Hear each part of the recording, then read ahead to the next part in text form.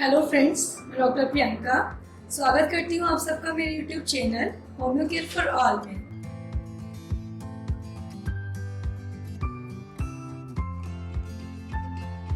Friends, आज हम बात करेंगे बैक की एक कॉमन प्रॉब्लम के बारे में जिसे हम कहते हैं सर्वाइकल स्पॉन्डिलाइटिस।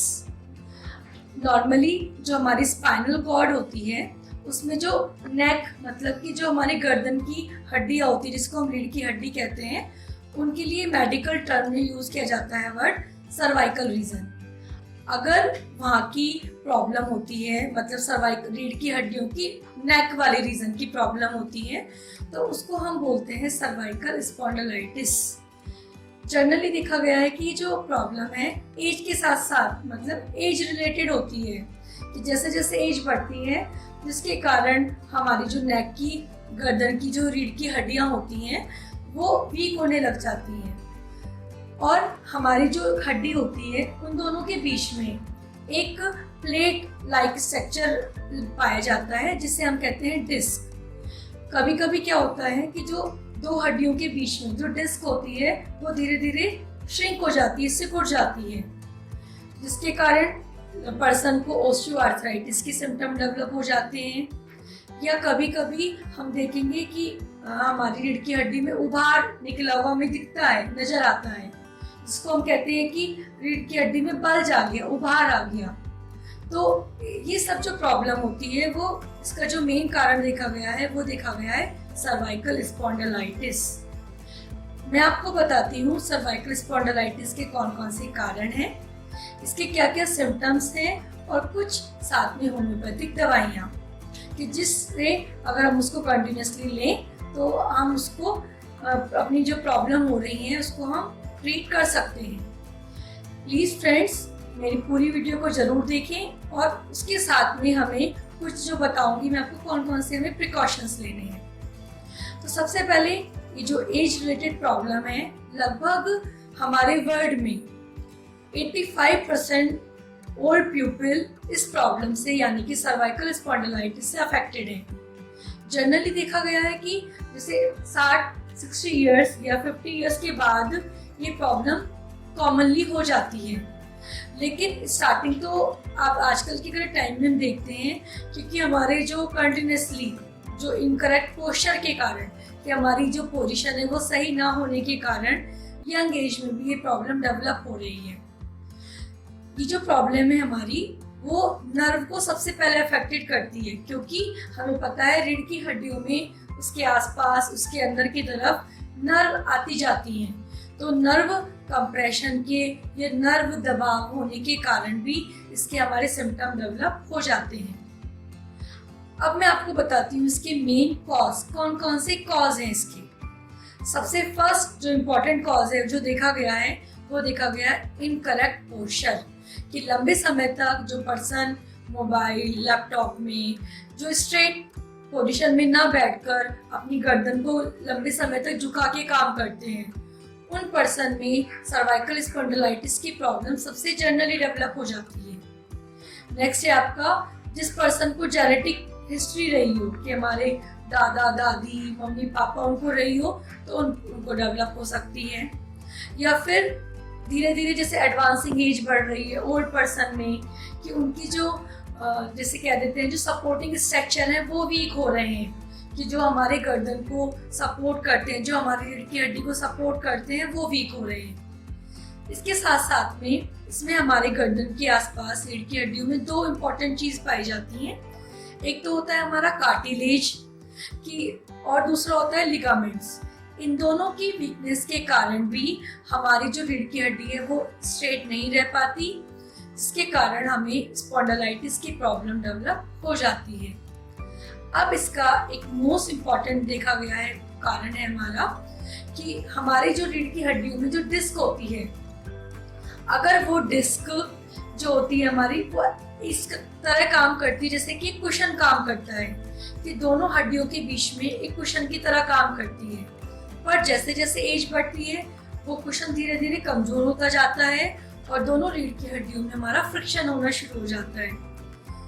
ये और लास्ट इम्पॉर्टेंट है हमारा इसके अलावा इंजरी कि कोई भी गर्दन में किसी भी प्रकार की यदि इंजरी हो जाती है जिसके कारण हमारे नर्व टूट गई हो, नर्व दब गई हो, इन सभी के कारण हमारी सर्वाइकल स्पॉन्डिलाइटिस के चांसेस बहुत ज़्यादा बढ़ जाते हैं।